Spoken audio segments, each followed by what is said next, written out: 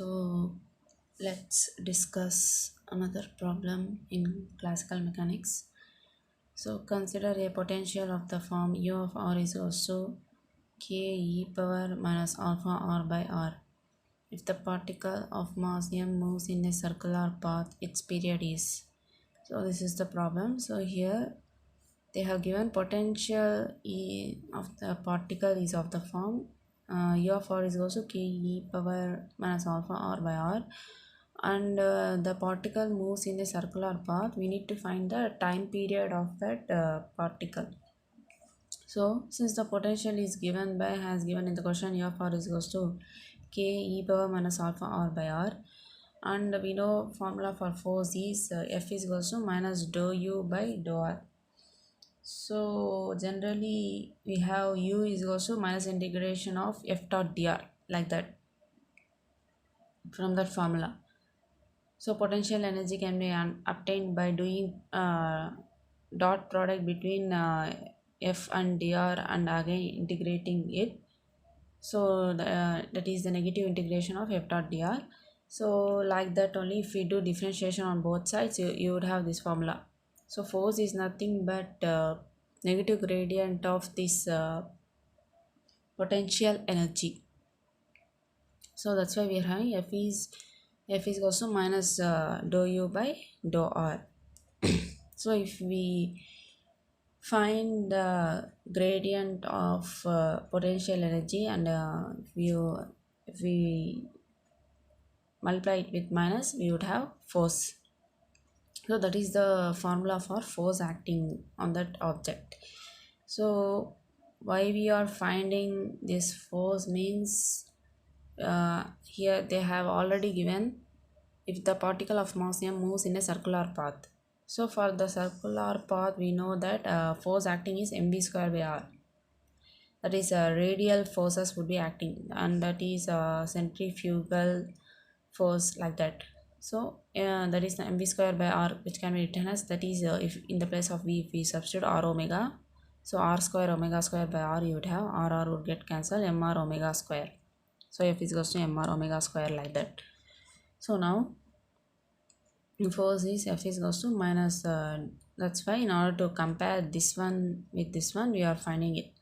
So from this if we know omega, then we could find the time period of the object from the formula t is equals to 2 pi by omega. So that's why we are first finding out the force by using this formula, and then we have to relate it to this one, compare. So from that we would get omega, and then we need to substitute t is also 2 pi by omega formula. So now let's see what happens if we do differentiation of u with respect to r. So this is u of r, so it is a function of r only. So now if we differentiate, so it is of the form u by v, because e power minus alpha r, which is a function of r, and this is also function of r, u by v.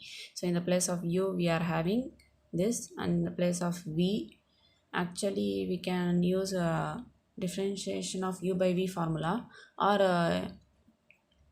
in that case we would have u is equals to e power minus alpha r, and v is equals to r, u by v if you use. And if you use u multiplied, differentiation of u multiplied with v, you would have this one. So any method we can follow, either this or that.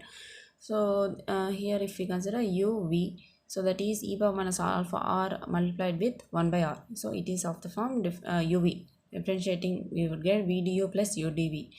So if we keep this u aside, we would have, so u is this, and if we differentiate this v, we would have minus 1 by r square. Differentiation of 1 by r is nothing but minus 1 by r square. And next we need to keep this 1 by r aside. So k is a constant, it was taken out. So 1 by r has to be kept aside, and differentiation of e power minus alpha r is nothing but e power minus alpha r into minus alpha. So you would have minus alpha. So here also minus 1 by r square, here also minus alpha, but it is negative gradient. So this negative multiplied with this negative inside, that is e power minus alpha minus 1 by r square and minus alpha. So there we are having minus. So this minus and this minus already here in the formula we are having negative gradient of potential energy. So minus minus will get multiplied, you will get plus. So like that you will be having f is goes to k k into e power minus alpha r by r square plus alpha e power minus alpha r by r. And next thing is r f is equals to, so here also you are having minus e power minus alpha r, here also e power minus alpha r, so that can to be taken outside common. So what would remain is if we take this k inside, e power minus alpha r outside, so k by r square and k alpha by r from here, k by r square and k into alpha by r. So for circular motion, mv square by r or mr omega square you are having. So we know the formula for circular motion, that is mv square by r, centrifugal force formula mr omega square, that is nothing but mr omega square. So this is by doing negative gradient of potential energy which they have given in the question. From this formula we have got f is equals to this one.